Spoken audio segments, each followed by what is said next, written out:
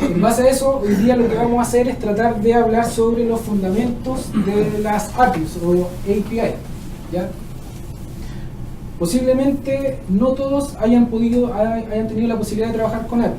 Yo sé que hay algunos equipos que sí tienen trabajos que parte de su día a día es hacer automatización de API. No sé si todos los equipos han tenido esa experiencia. ¿Han podido trabajar todos con API? ¿Alguien no haya trabajado con API en su día a día, muchachos? CMR han trabajado con API. Ustedes sí, claramente ustedes tienen un servicio. Los chiquillos de e-commerce tienen un servicio. Los servicios de ustedes o lo que están haciendo, ¿qué están haciendo, no sé, otro equipo? No, yo por ejemplo salí del DSH, ¿ya? Trabajé con API, trabajé directamente, ves que trabajar con API codificaba en bruto el API, porque no podía, por la versión que manejaba el banco del UFT no estaba integrada el API como en la versión 14. Exacto, trabajaste con API pero con una herramienta que a lo mejor no era la mejor. No, tenía que yo codificar en bruto yo crear mi propia API para pegarle el servicio en este caso al usuario. ¿Alguno de ustedes, muchachos, ha trabajado que no haya trabajado con API? Que no sepan nada de API. Sí, como les digo, el tema de estas charlas tiene que ver con eso, tratar de ir nivelando. Si ustedes en algún punto de lo que nosotros vamos a presentarles tienen cosas que acotar o darnos más ideas, háganlo, porque la idea es conversar. No es un monólogo, es que conversemos entre todos. Vamos a comenzar haciendo la definición inicial. ¿Qué es una API? Es un acrónimo que significa Application Programming Interface, que es una interfaz para programación de aplicaciones, ¿ya? Las API nos permiten la comunicación y el intercambio de datos entre dos sistemas de software separados. Si ustedes se dan cuenta en la evolución de la computación, inicialmente los computadores ejecutaban un programa, un proceso. Por lo tanto, un computador no tenía nada más que hacer que ir calculando paso a paso. En la evolución de la computación, ya pudimos tener computadores en donde ya podíamos tener más de un programa y ejecutando múltiples procesos, pero en un solo computador. Ahí ya comenzó la primera necesidad de poder lograr esto: comunicación e intercambio de datos entre dos sistemas o entre dos aplicaciones. Desde ese tiempo, desde casi los principios de la computación que conocemos nosotros, es que ya existen modelos de APIs. Claramente esos modelos ya son obsoletos, y en el mercado actualmente existen dos que son los que la industria más acepta, ¿cierto? Un sistema de software que implementa una API, como les decía, contiene funciones y subrutinas que pueden ser ejecutadas por otros sistemas de software. Eso es la definición base de API: tratar de comunicar y entregar información desde un software o desde un sistema a otro, nada más. La API en general trabaja en la capa de comunicaciones, ¿ya? Como les estaba diciendo, y lo que nosotros vemos generalmente en la industria o en nuestros trabajos es que estamos trabajando siempre a nivel de web service, estamos observando comunicaciones a ese nivel. ¿Cuáles son las tecnologías asociadas que están actualmente en el mercado y que son las más importantes? Muchachos, esa misma. ¿Qué tecnologías ustedes conocen que son las que más el mercado está solicitando ahora? ¿Alguien? Bueno, yo les voy a comentar. Dentro de estas dos tecnologías que se pueden englobar en los web services, en los servicios, las más solicitadas ahora son SOAP, que ya va en bajada, y la que ya está llevando la batuta dentro de la industria, REST. Todos sabemos que REST es la que está llevando la batuta en este momento. ¿Saben cuál es la próxima tecnología que viene? La próxima tecnología que viene se llama GraphQL, ¿ya? Y es una tecnología que toma muchas cosas de REST, pero tiene mucha más ventaja, ¿ya? Nosotros ahora no vamos a hablar de GraphQL, vamos a hablar de SOAP, que es la que está en boga aún, que está de retirada, y vamos a hablar un poco de REST, ¿ya? Disculpa, ¿cómo se llama la que viene? GraphQL. GraphQL es una solución que logró implementar Facebook para un problema que ellos tuvieron. Yo tenía entendido que, por ejemplo, van actualizando el tema por ejemplo, la diferencia entre el SOAP y el REST era cómo viajaba la información, porque te aguantaba más protocolo y era más liviana. No necesariamente, tienen principios distintos, y ahí los vamos a ir viendo. Ya. Pero sí, tenemos que pensar que SOAP, tanto SOAP como REST, son APIs. Por lo tanto, lo único que buscan es la comunicación y el intercambio de datos entre una u otra aplicación. Cómo lo consiguen es lo distinto. Y qué tan moderna o qué tan actual es la tecnología también es lo distinto. ¿Ya?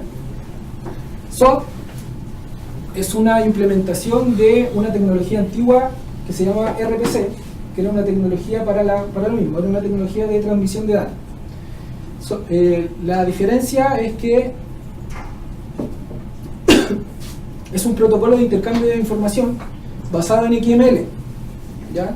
Que permite la comunicación entre distintos aplicativos creados con distintas tecnologías. La gracia de SOAP es que nos permitió, por ejemplo, poder hacer comunicarnos con programas creados en Java, con otros programas creados en .NET, porque ya la comunicación de datos, la transmisión de datos, el intercambio de datos, se da a otro nivel, se da a un nivel de XML, ¿ya? Esta tecnología fue desarrollada por Microsoft y ahora está gestionada por la World Wide Web Conference, ¿ya? Edu, consulta, eso quiere decir que no tiene lógica, es simplemente traspaso de información. O sea, tiene una lógica, pero... XML no puede poner lógica ya dentro. Sí. En el XML sí se puede poner lógica. Para eso se creó SOAP, para ir dándole esta lógica a los XML en base a una estructura, a una arquitectura de un diseño. SOAP se basa en tres principios básicamente. Extensibilidad, que es adaptarse a cualquier proceso de negocio. La característica o la particularidad de SOAP es que nosotros podemos, en el mensaje creado en XML, darle cualquier lógica de negocio que nosotros necesitemos para nuestras aplicaciones. ¿Ya? Neutralidad. La neutralidad quiere decir, a pesar de que todo o la mayoría sabe que los web services tipo SOAP se transmiten a través de HTML, no solamente es el estándar, nunca fue pensado para que solo se transmitieran por HTML, sino que también se puede hacer transmisión de datos de SOAP a través de FTP y con las JMS. Y el tercer principio es el principio de la independencia, ¿ya? Quiere decir que SOAP funciona tanto en Linux, Android, Windows o Mac. ¿Ya? Voy a hacer una pausa para aprovechar el señor. Tengo una consulta. ¿Sí? Si el sistema lo tengo en algún framework en específico, ¿me puede tomar para determinar si puedo utilizar SOAP o REST? De nuevo, pero que le escuché Por ejemplo, tengo mi sistema o mi programa en un framework en particular, por ejemplo en Mail, que se trabaja a través de los XML. ¿Te puede entorpecer si tú quieres cambiar a REST? Lo que pasa es que para cambiar a REST, creo que para cambiar a REST, aplicaciones, o sea, la aplicación en sí, tiene que haber un acuerdo. No es que solamente, por ejemplo, yo tengo SOAP y voy a mandar SOAP y él lo va a recibir y lo va a hacer la transformación. Claro, podemos tener ambos en paralelo, pero la diferencia, o como les digo, REST ahora tiene mucho más valor por la capacidad de concurrencia que tiene en cuanto al tema de las llamadas o de las consultas. Lo que es tecnología en tiempo real. Exacto, tecnología en tiempo real. Y esas tecnologías se dieron hace cuánto, ¿en 2009? Desde que empezó Facebook, ¿o no? Que más o menos empezamos a ver ese tipo de tecnología. No sé si en mi conocimiento, no sé si es que hay alguna forma de hacer transformación de un mensaje SOAP que llegue a un punto, que se tome ese mensaje y se haga una transformación en JSON. No sé si alguno de ustedes tiene ese conocimiento. ¿Cuál, perdón? Si yo, por ejemplo, desde una aplicación consulto un SOAP, lo tomo y lo puedo transformar a JSON o al modelo de REST. Chao, se podría eventualmente. Se podría eventualmente. Yo, como les digo, nunca lo he hecho. Yo también, dentro de lo que soy acá en Tizor, Claro, se podría hacer. Tal vez yo no lo he investigado, me imagino que a lo mejor es cosa de investigar y validar. Pero dentro de lo que yo, mi experiencia de consultor, no le tenía el caso. Existen dos versiones que están en el mercado de SOAP, que son las que más comunes. La versión 1.1, que es la que se creó el 2000, y la 1.2, el 2007, tratando de hacerle competencia a SOAP. REST trató de hacer algunas mejoras, pero en verdad ya REST venía demasiado fuerte. Y nosotros, en verdad, o no sé cuál es su sensación, en verdad. Yo me gustaría ver su sensación. ¿Sienten que REST está ganándole el terreno a SOAP? Sí. Definitivamente, ¿cierto? Es algo que se ve, se siente y es demasiado. La gracia y la diferencia es que es muy fácil empezar a trabajar en API, o sea, en REST, perdón. Por la parte del desarrollo, los lenguajes más utilizados para desarrollar APIs de SOAP o Web Service SOAP es Java, y en mi experiencia yo he tenido que lidiar solamente con la librería JAX-WS. ¿Ya? Sé también que C# tiene unas librerías potentes, pero yo no las conozco, por lo tanto lo dejé de esa forma. Pero la idea es que ustedes sepan de que los lenguajes más utilizados para el desarrollo de esto es Java y C#. Dentro de esto, dentro de SOAP hay ciertas palabras clave que nosotros sí o sí debemos conocer o debemos tener noción de qué se trata. Ustedes conocen el concepto WSDL. ¿Qué es para ustedes? ¿O alguien que me pueda explicar qué es ese concepto? Es donde te llega el XML. Nosotros cuando hay una ruta que tiene un documento WSL, al final termina siendo una definición, y esa definición se conoce como el contrato. Es donde está toda la lógica de negocio para poder operar con ese software. Aquí en ese contrato están todos los métodos y funciones que podemos invocar desde esa dirección WSL, ¿ya? Está también el UDVI, que es la lista de servicios que dispone una organización de servicios SOAP, ¿ya? Uno invoca esa URL o esa llave y puede ver la lista de servicios para ir viendo qué tipos de servicios SOAP están disponibles dentro de la red de la empresa. Exacto. Y el CI. El CI es básicamente que, por ejemplo, como les comentaba, Java tiene una librería para poder trabajar con Web Service, y dentro de esa librería existe un SEIS. El SEIS es un Service Endpoint Interface, que en verdad lo que hace es que toma los mensajes de cualquier otra tecnología, que puede ser de .NET, como les comentaba, puede ser PHP, y aquí se hacen las transformaciones para que los datos que viajan en el XML puedan ser leídos por la otra aplicación. SEI en verdad lo ocupan los desarrolladores. Entonces a lo mejor en algún punto cuando nosotros estemos trabajando y empecemos ya a trabajar, como les decía Rodrigo, en el tema de que los equipos de QA se van a empezar a fusionar con los equipos de desarrollo, a lo mejor estas palabras las van a escuchar más. Y la idea es que si las escuchan, por lo menos ya hayan tenido una referencia y de que sepan de qué se trata, y si la llegan a escuchar, ya perfecto, es la librería que hace la transformación de datos para que mi aplicación, en el lenguaje nativo de mi aplicación, pueda trabajar los datos que encontró. Este es el estándar que nosotros estamos viendo dentro de la industria, REST. REST es el acrónimo de lo que ven ahí. ¿Ya? Y más que nada significa que es una arquitectura que presenta los principios de comunicación entre cliente y servidor. REST es independiente de la tecnología. En verdad, REST nace el año 2000 desde un ¿cómo se llama? Un doctorado de un... No recuerdo bien el nombre del muchacho. No sé.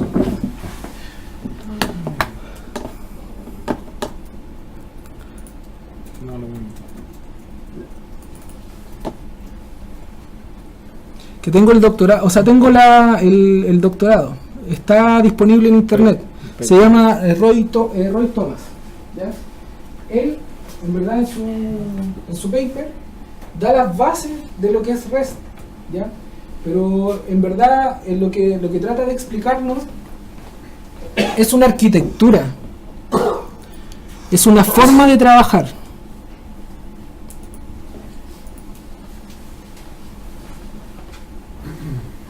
Como les decía, REST tiene 5 principios bien claros. Primero, trabaja solamente en arquitectura cliente-servidor. ¿Conocen bien el concepto de cliente-servidor, cierto? Es la separación de responsabilidades. Quiere decir que la parte cliente, que puede ser un navegador, que puede ser, no sé, una tablet, que puede ser cualquier cosa que solicite una comunicación, no se preocupa del almacenamiento de datos, se preocupa solamente de consultar. Y por su parte el servidor nunca se preocupa de la interfaz que lo consulta, ¿ya? Por lo tanto, los servicios REST están orientados siempre a que no es necesario tener una interfaz para poder programarlo o diseñarlo. Segundo principio, que creo que es uno de los más importantes, el principio del stateless. ¿Ya? Cuando hablas de interfaz, lo que dijiste hace un rato, ¿te refieres a interfaz gráfica? Es que puede ser una interfaz, un front, y el front puede venir de distintas partes. No necesariamente un front, también puede ser desde una consola, ¿ya? Desde una terminal, etc. Sí, independiente de quién lo solicite. ¿La comunicación sigue siendo en XML, traspaso de información? No, o sea, en verdad el principio REST no impide que pueda hacer XML, ¿ya? Solamente que se posicionó muy bien porque es demasiado sencillo trabajar JSON, ¿ya? Y ahí vamos a hablar un poquito de lo que es JSON. Como les decía, el segundo principio es el stateless. El stateless es básicamente comunicación sin contexto. ¿Qué piensan ustedes cuando yo les digo sobre comunicación sin contexto? Envío de datos simple. Envío de datos simple. Por la web. Por la web. Por HTTP. Sin previo conocimiento. No le importa el tipo No de le Que importa. está programado, Exacto. Aquí en verdad cada consulta REST, de API RESTful, se envía todo lo necesario para que el sistema me pueda contestar. Eso es el stateless. Yo no necesito nada antes para poder hacer una consulta, pero yo en la consulta tengo que entregar todo para que el sistema me pueda responder. Si el sistema dentro de lo que yo consulto no entrego un dato, no me va a responder lo que yo necesito, ¿ya? ¿Qué se gana con esto? Se gana rendimiento en servidor. ¿Por qué? Porque generalmente las aplicaciones más pesadas no tienen un solo servidor para hacer la respuesta. Si tuviéramos múltiples servidores y no tuviéramos el stateless, puede que yo haga una consulta que vaya al servidor 1, me va a entregar respuesta y después de esa respuesta quiero hacer otra consulta y va a ir al servidor 2 y el servidor 2 no va a tener idea que el servidor 1 ya me dio ciertos valores. Por lo tanto ahí se pierde la comunicación. El stateless evita eso y nos ayuda a mejorar el rendimiento de las consultas. Sería el servidor quien le da formato, digamos, a toda la información recaudada. Exacto. No importa cómo se envía, pero quién lo recibe, quién formatea todo. Exacto.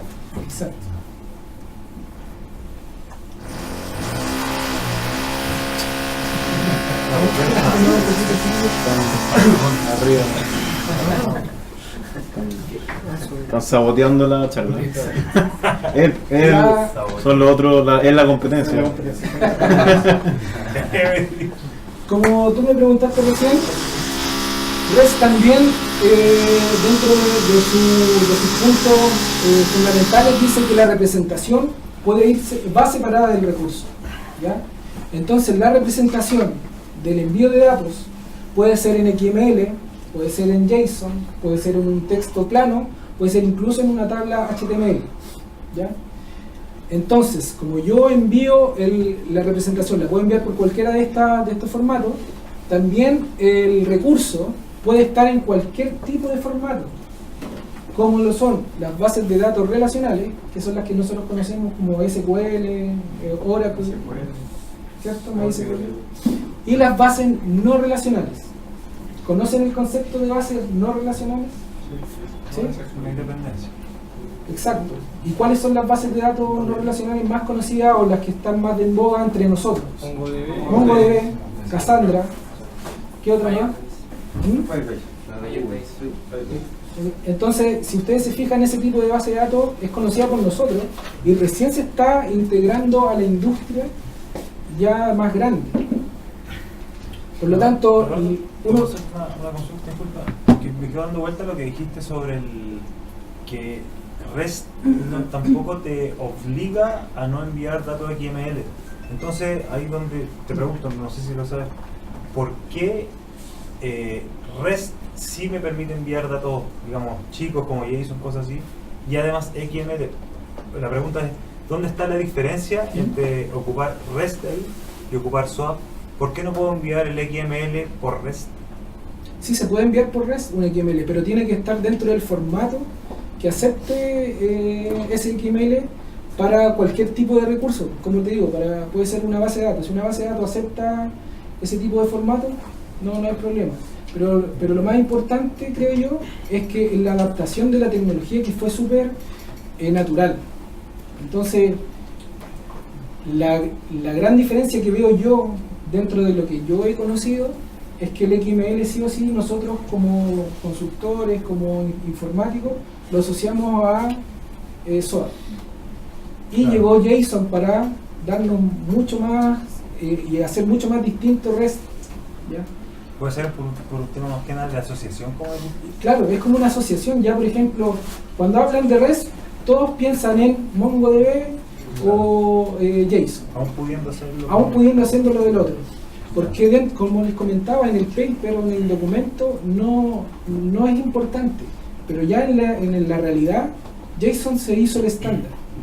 ¿Ya? Creo que, no sé si estoy equivocado, pero puede que tenga razón o tenga relación directamente con el tiempo de respuesta. Porque recuerdo cuando una mujer hace tiempo testé con SOAP UI y noto la diferencia. Por ejemplo, si tú invocabas un WSDL, ¿cierto? Tenía un formato y la cantidad de etiquetas que tenía y la estructura era mucho más grande que, por ejemplo, en JSON te tiene una pura línea y si quieres lo formateas después lo ves bien. Pero si no es legible, una pura línea viene todo. Y bueno, yo creo que la cantidad de tiempo es... Sí, más que nada tiene que ver con la arquitectura asociada al envío de la información.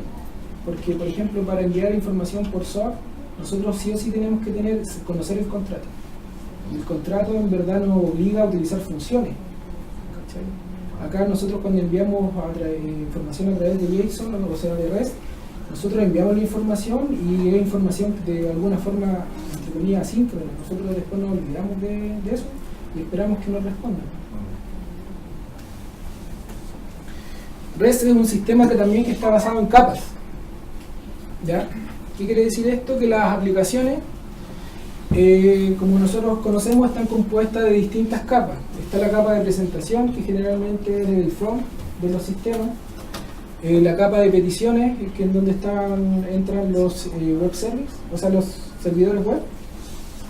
Y la capa de datos, que puede ser la base de datos normales, la no relacional, etc. Con este sistema basado en capas, nosotros identificamos responsabilidades únicas y bien definidas. Y la gracia de esto es que la comunicación siempre se tiene que dar entre capas adyacentes. Eso es parte de lo que REST nos solicita. Disculpa que Sí. te interrumpa. Sí, dale. Llego en la duda, esa extensión la he visto, o sea, en vez de R, de... No, base de datos relacional yo le puse ya. y el otro base de datos no relacional. Ya. Eso solamente era para hacer el Ah, acrónimo bien. y no claro. ¿Ya? Entonces la comunicación o el intercambio de información solamente se puede dar a este nivel de capas adyacentes. ¿Qué quiere decir? Yo desde la capa de presentación yo no le puedo solicitar información a la base de datos. ¿Ya? Sí o sí tengo que pasar por una capa intermedia, que es la capa que está entre medio de la aplicación, para poder hacer esta solicitud a la base de datos. ¿Ya? Eso es lo que define REST. No sé si en la realidad le ha tocado a ustedes que, no sé, desde una capa de presentación hayan podido entrar a una consulta. Es posible, pero como definición REST no lo permite. No es la idea. Y como REST no es una forma de trabajo. ¿Cachai? Entonces, si no se aplica, ustedes deberían estar en la facultad de decir, ¿sabes qué? Tu sistema de API REST está saltándose uno de sus principios, que la comunicación no está siendo entre capas adyacentes. ¿Cachai? Pero eso, ¿cómo podríamos verlo? Porque nosotros vemos una API a través de un terminal o a través de una URL, pero no sé cómo acceder a... Es que en verdad nosotros no tenemos mucho cómo saberlo porque no estamos insertos en la parte de desarrollo. Pero yo voy al hecho de que nosotros sí tenemos que conocer de que REST, dentro de su postulado, nos dice esto. ¿Ya? Claro. Más que nada que REST no tiene una capa de presentación. No, pues REST se consulta... O sea, su presentación podría ser la representación del JSON o del XML, la respuesta que te entrega el servidor web. Esa sería una presentación. Esa sería la presentación. Del servicio REST. Pues sobre eso no leí bien la presentación, a cómo llamarlo de presentación. ¿La capa de presentación? Sí. No, es que yo no estaba hablando en ese momento de REST, sino que de las aplicaciones. Ya, perfecto. Cuando uno construye aplicaciones, generalmente las construye en el lado de desarrollo, se elige el modelo MVC, ¿cierto? Modelo vista controlador, que en verdad es esto. Se genera la vista, o sea, el modelo, el vista y el controlador. Realmente ahora se usa controlador servicio. Controlador servicio. Sí, y Pero los yo modelos. en Y la verdad vista no conozco mucho eso, cómo es ese sistema. Lo que pasa es que el controlador es el que recibe las peticiones ¿Ya? y se relaciona con otra capa que es servicios y se desacopla el código. Eso es lo que tiene el framework Spring. Y ese se comunica directamente después con la capa repositorio y esa después con base de datos. Perfecto. Eso es como... Es otro modelo. Es otro modelo. Y la vista pasa a ser el front. O sea, está como desacoplado. Perfecto. Y ya es otro proyecto lo que se usa como vista. Claro, como les digo, hay muchas tecnologías, nosotros manejamos algunas, y es exactamente para esto, esta instancia. Para que dentro de lo que cada persona que viene acá y se va a parar, presente, y si otro de nuestros compañeros tiene más conocimientos, que haga la acotación. Y de verdad, eso es lo que se espera, que se hagan las acotaciones cuando vean que, oye, te faltó esto, necesitáis, ¿para qué? Para aclararnos entre todos, para lograr lo que decía Rodrigo, que es el aprendizaje continuo y la cooperación entre todos nosotros. Los recursos, como lo define REST, son accedidos desde su URI. ¿Conocen el concepto de URI? ¿Sí? ¿Todos conocen el concepto de URI? No. Ya.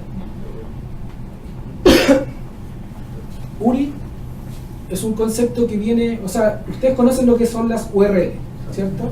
Las URL son direcciones de enlaces, ¿ya? URI es un nivel más arriba, que es identificación, ¿ya? Nosotros en ese nivel podemos hacer identificación de recursos. Las URL también nos permiten identificar recursos, pero además de identificar recursos, nos permiten enlazar ese recurso y ver lo que tiene ese recurso, ¿ya? Entonces, si lo pusiéramos en un modelo de grupo, estaría URI, o sea, URL, URN y URI, como que fuera el conjunto universo, ¿ya?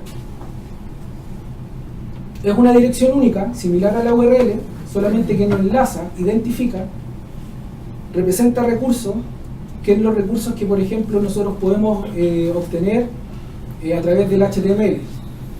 En HTML nosotros, para consumir REST, sí o sí, parte importante es HTML. Eso no lo había nombrado. Me imagino que los que han trabajado con API lo saben, ¿ya? ¿Por qué? Porque nos entrega varios métodos.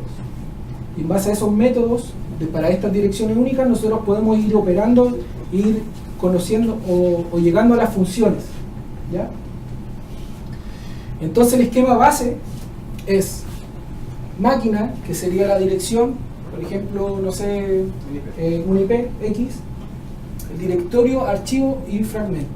Este fragmento es la parte en donde nosotros en la URL podemos darle más detalle para que nos entregue cierta información.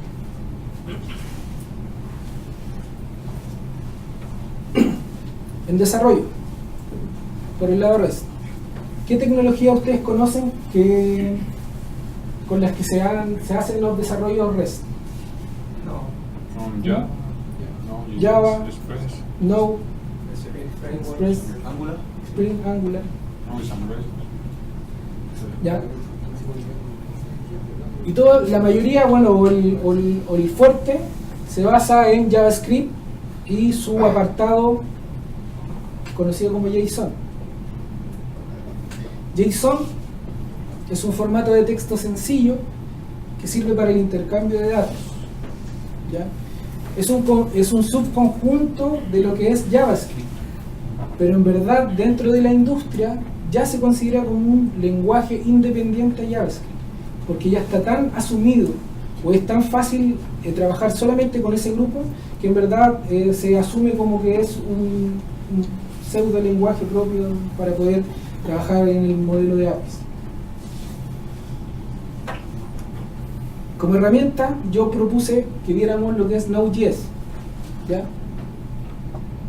El objetivo de Node.js es poder construir aplicaciones web, aplicaciones de red o aplicaciones de tiempo real, que son las que más se consumen o las que más se buscan en el mercado actual, que es tratar de emular comunicación tipo Twitter, emular comunicación tipo Facebook, etc.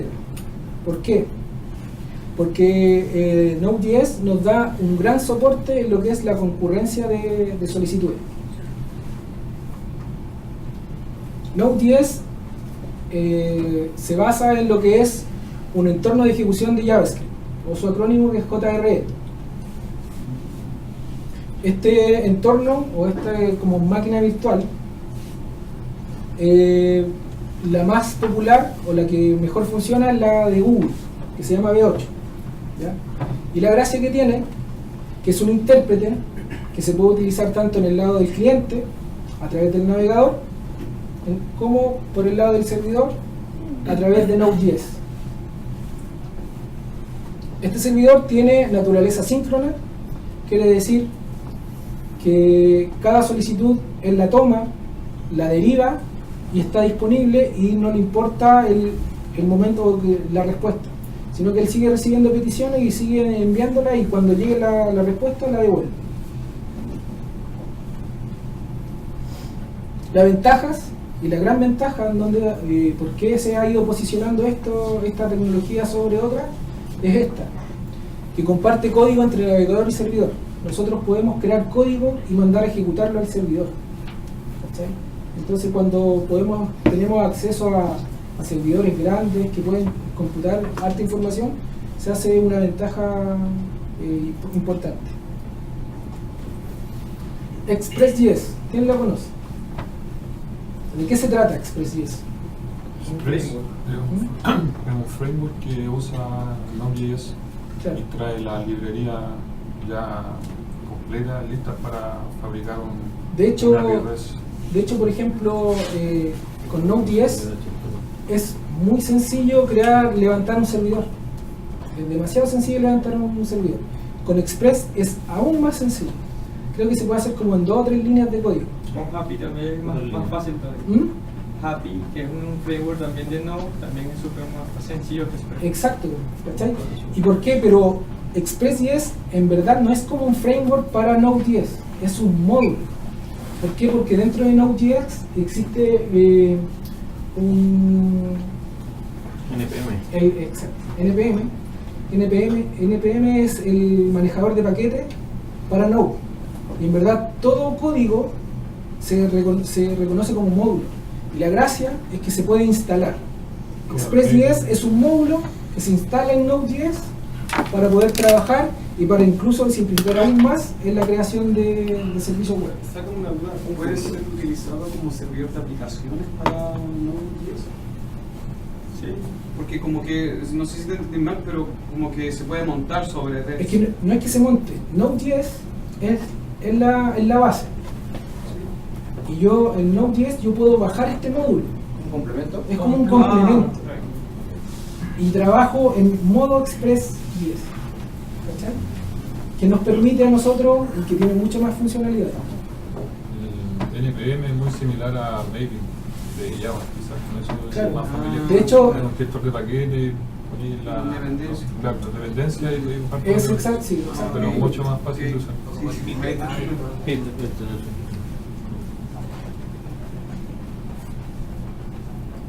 Con eso más o menos hablamos un poco de lo que es los conceptos y de que más o menos sepamos lo que es las tecnologías que están en el mercado y que son las que son importantes de tener en consideración.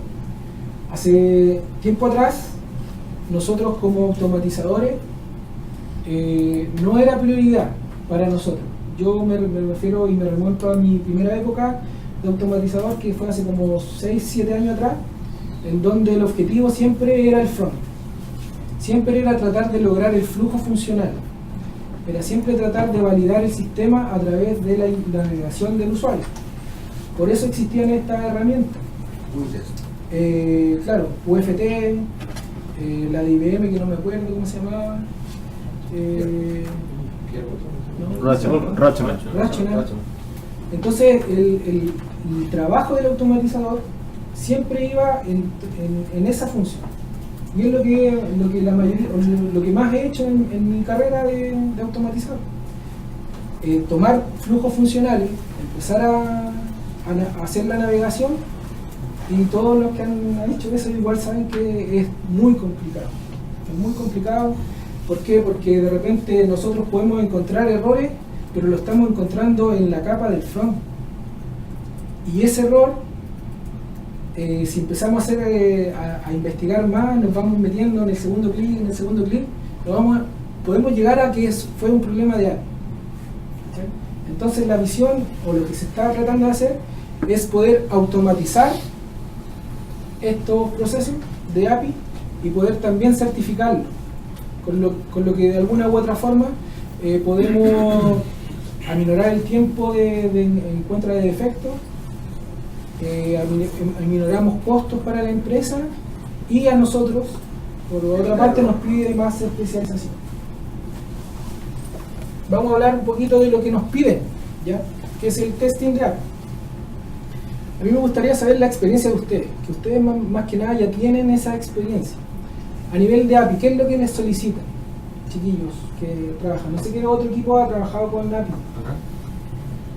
Generalmente que te entregue los estados correctos que debería traer la API, porque eventualmente te puede traer información errónea con un HTTP code 200 que no debería ser, quizás eso es un bad request, son 400. Claro. O 404, y generalmente viene todo como 200. El problema es las relaciones también. Ese es uno de los problemas. Y el otro, el body, el HTTP response.body, o así le dicen. Y generalmente viene información que no es correcta. Y tú puedes validar que sea un string, que sea un entero, que sea un arreglo. La gracia es que, por ejemplo, yo he visto que también se diseñan, por ejemplo, varias API que se van consumiendo para llevar un dato de un estado a otro, ¿cierto? Hasta un estado final. Eso de alguna forma es como el seguimiento del flujo del dato, pero solamente a través de API, no necesariamente a través de la navegación por un front. También eso es una de las cosas que se pide. Sí.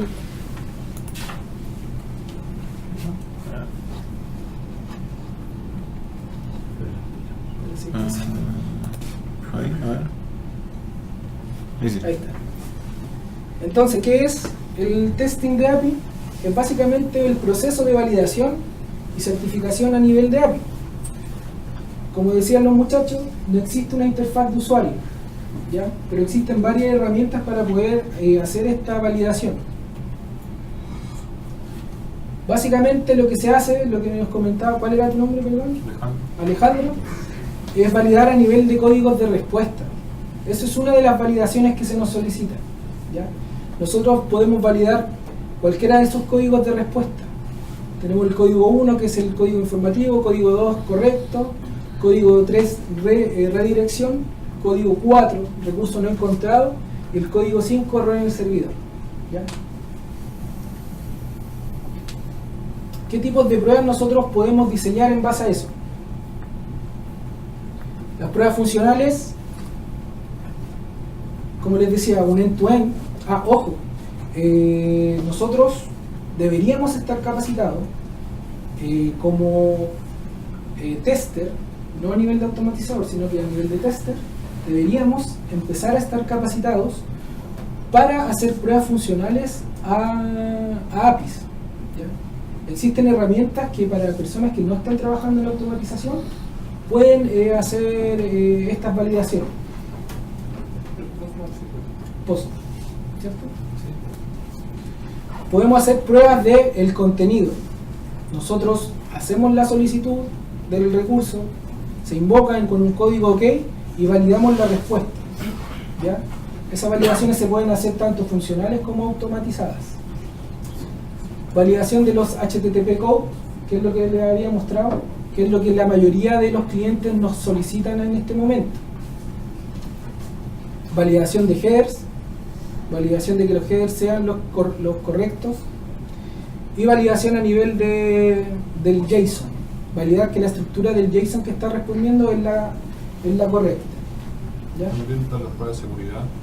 Hay pruebas de seguridad, yo ahí no conozco mucho. Si nos podía ayudar, Alejandro. Generalmente se tiene que enviar un token. ¿Ya? Y se envía, Es cuando está... Claro, tú te registras con las credenciales que se usa generalmente y te entrega un token. Y si se valida correctamente te entrega el token, pero eventualmente si las validaciones son incorrectas, te responde un estado 401. Ah, perfecto, recurso no encontrado. Disculpa, solo es una duda. ¿Tiene relación con el HTTPS? ¿Ese token que No necesariamente. Es un nivel de, como de seguridad o validación. Hay otro concepto que se llama JSON Web Token. Eso es lo que utiliza. Y el JSON Web Token, claro, ahí te entrega, o sea, para que no te valide constantemente, las aplicaciones se validan después con ese token. Te lo entrega, se guarda como un caché y después te vas validando con ese token. A través de la En un aplicación. caso práctico, por ejemplo, podría ser cuando uno va a hacer un pago de una transferencia y te pide no sé, te pide la clave que hace la validación para que esa transferencia yo haga el pago. ¿Una tercera clave? Una cosa así, No, eso es otra cosa. Eso es otra cosa. Pero eso también tiene que ver con un token, ¿o no? Sí, pero el token en el fondo es un código encriptado que tiene, pero Sí, esto es... Más que nada llevándolo como a lo práctico, por ejemplo, yo creo que también aquí estamos como todos inmersos, todo bien técnico, pero también yo creo que sería bueno hacer una relación como sería un caso funcional desde el front. Claro, porque yo por ejemplo estoy haciendo un pago de mi aplicación mobile y no sé, tengo la cuenta del Banco Falabella y no sé, me dice que para yo poder autorizar mi transferencia tengo 10 segundos por ejemplo para confirmar esa clave y eso valida de alguna forma, internamente valida que el pago que yo estoy haciendo es válido para que se realice. O sea, si lo vemos así, yo creo que son como dos servicios distintos. Sí, lo que pasa es que el token lo utilizan como para darle seguridad al servicio. O sea, simplemente el servicio está disponible y utilizan una es como regla la de seguridad de función del... para que tú puedas, por ejemplo, tú te logueas a una página X, por decirte una página X, te logueas, él viaja la información, te genera un token a tu inicio de sesión y te lo devuelve. Ese internamente tu web lo almacena como un caché ese token. Cada vez que tú vas a dar una petición, se va a enviar ese token. El web service, él va a validar de que ese token sea válido. Eso se puede guardar en base de datos relacionales, no relacionales, y él te verifica, mira, si es válido, y te devuelve la respuesta, te devuelve el servicio. Por ejemplo, yo tengo los tokens también tienen tiempo de caducidad. Pero tú estás en la página, te logueaste, te envió el token, trabajaste, pero se vence cada 30 minutos. Cuando tú vayas otra vez a hacer la solicitud de cualquier link que esté con seguridad y ya pasan esos 30 minutos, él te va a decir, mira, no puedes acceder o te redirige al inicio de sesión otra vez porque ya tu token se venció.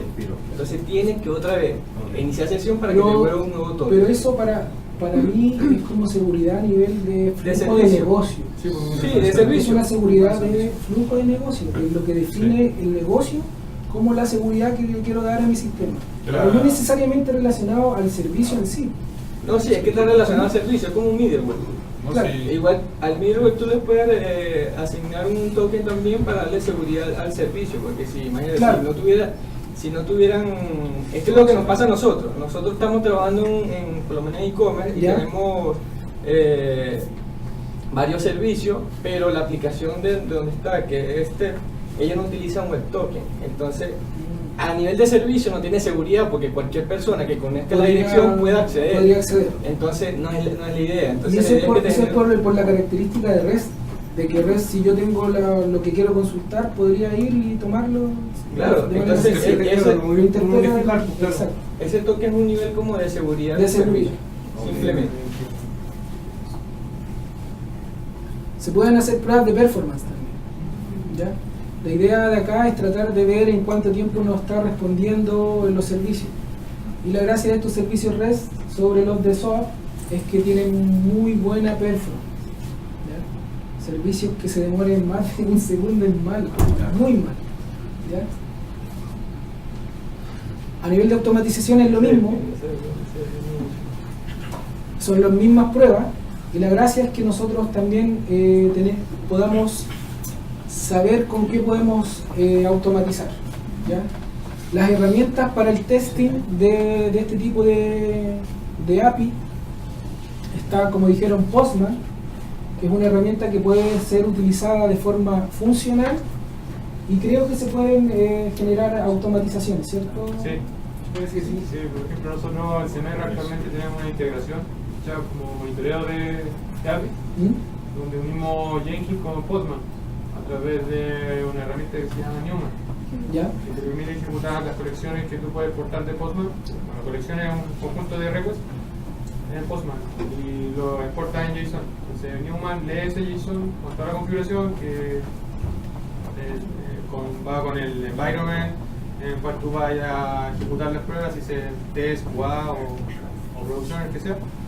Además de eso, te entrega un reporte que puedes verificar en Jenkins. Entonces se puede utilizar Postman más otras herramientas para poder lograr automatización de estos flujos, ¿ya? Además, con esa herramienta también se puede agregar test a tus requests. Se puede también utilizar Catalog, que en las últimas versiones trae integración con API Testing. Por ejemplo, los muchachos acá tienen un framework que ellos mismos crearon en base a ¿con qué lo crearon el framework de API? Retrofit. Los muchachos crearon un framework para poder hacer API testing. Está mezclado sin Retrofit con TSNG.